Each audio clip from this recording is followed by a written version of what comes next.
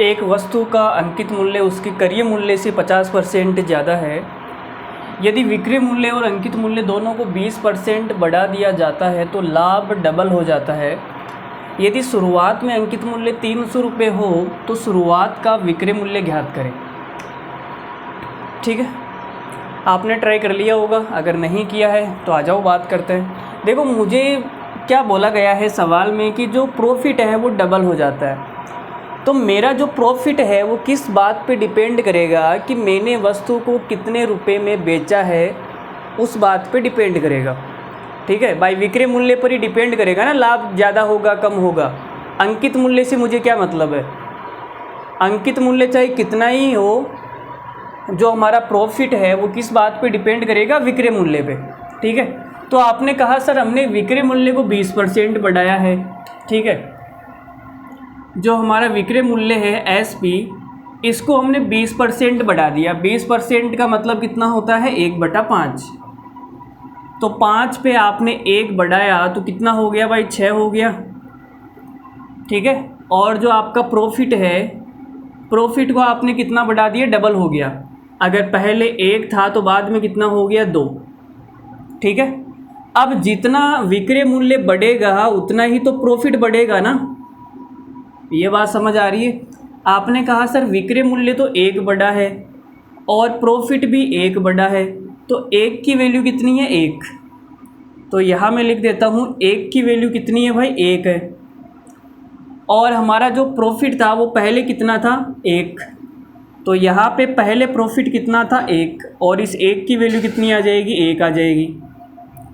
तो आपने कहा सर 5 रुपये में बेचने पर मुझे 1 का प्रॉफिट होता है, तो ख़रीद के कितने में लाया था? 4 में। बोलो सही बात है? तो ये हमारी क्या आ गई? CP आ गई। अब सवाल में बोला गया है कि यदि शुरुआत में अंकित मूल्य 300 रुपये है। देखो, ये भी तो बोला गया ना CP और MP का रेशियो। यहाँ से देख लो, CP और MP का रेशियो 50% ज़्यादा है, तो आपने कहा ये 2 हो जाएगी तो ये 3 हो जाएगी। 50% का मतलब 1/2 होता है, ये 2 है तो ये 3 हो जाएगी। अब 3 की जगह सवाल में है 300, तो CP कितनी आ जाएगी? 200। तो आपने कहा सर इस 4 की जो वैल्यू है वो कितनी है? 200। तो 1 की वैल्यू कितनी आ जाएगी? यहाँ से 1 की वैल्यू आ जाएगी 50। अब हमें निकालना क्या है? शुरुआत का विक्रय मूल्य। तो शुरुआत में विक्रय मूल्य कितना है? 5, और बाद में विक्रय मूल्य कितना है? 6।